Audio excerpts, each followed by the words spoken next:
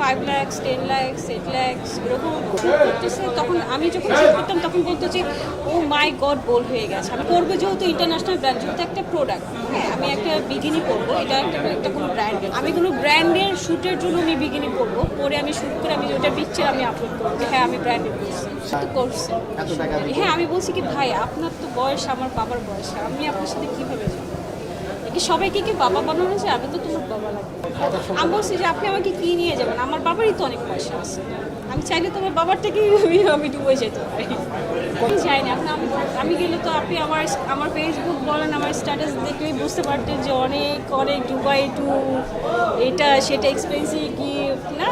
So আমি চেয়েছিলাম ভালো ওয়েতে, গুড ওয়েতে আগে বাড়ার, ভালো কাজ করার। আমার এখানে ট্যুর মেরে মেরে পিকচার দিয়ে ফেসবুকে ভাইরাল হয়ে ওই ডিরেক্টরদের স্ক্রিনে আসার আমার কোনো ইচ্ছে ছিল না। আর দুবাই এখন সবাই যে আমি যাই না কীভাবে যাই, আমি অনেক প্রস্তাব পেয়েছি কিন্তু আমি যাই না।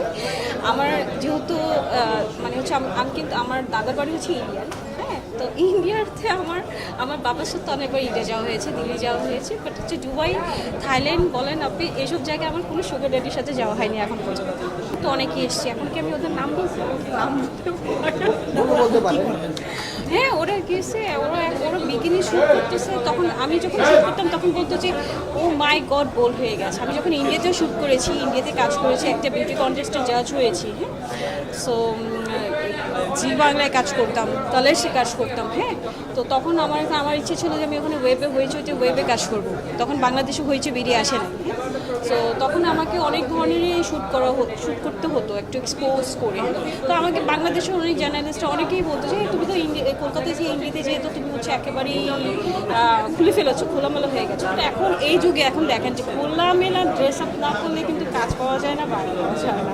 সো মিডিয়া ইন্ডাস্ট্রিতে হইতেই হবে, করবো যেহেতু ইন্টারন্যাশনাল ব্র্যান্ড, যেহেতু একটা প্রোডাক্ট, হ্যাঁ আমি একটা বিকিনি পরবো, এটা একটা কোনো ব্র্যান্ডের, আমি ব্র্যান্ডিংই করবো যখন, তাহলে আমি সেরকম পেমেন্ট, হাই রিকমেন্ডেশন, কোথায় এটা পাবলিশড হবে, কোথায় কীভাবে ইউজ করা হবে। এখন আমি যদি এখন ফেসবুকে দেখো ওপেনলি, তবে ফেসবুকের জন্য আমি করবো। অবভিয়াসলি আমাদের বাংলাদেশে ফার্স্ট কিন্তু বিকিনি শ্যুট করেছি, কিন্তু হচ্ছে পিয়া জানতাম তো রাইট, দেন হচ্ছে এর আগে করেছে অনেকে, নাইলা নাইম করেছিল, পিয়া জান্নাত করেছে, হ্যাঁ তো সো উনি যেহেতু করেছে উনি ওরকমই করেছিল দেশের বাইরে। আর এখন যারা করে হচ্ছে এরা দুবাই, থাইল্যান্ড যায়, যে যেমন মিথিলা মডেল, হ্যাঁ ও কিন্তু বাইরে পুরো ওপেন নিয়ে। আমরা যদি করতে যাব, আর আমার ওই রকম ইচ্ছা নেই যে আমি দেশের বাইরে যেয়ে এরকম বিকিনি করে ছবি দেবো। আমি করবো ব্র্যান্ডের কাজ, আমি কোনো ব্র্যান্ডের শ্যুটের জন্য আমি বিকিনি করবো, পরে আমি শ্যুট করে আমি ওটা পিকচার আমি আপলোড করবো যে হ্যাঁ আমি ব্র্যান্ডের করছি।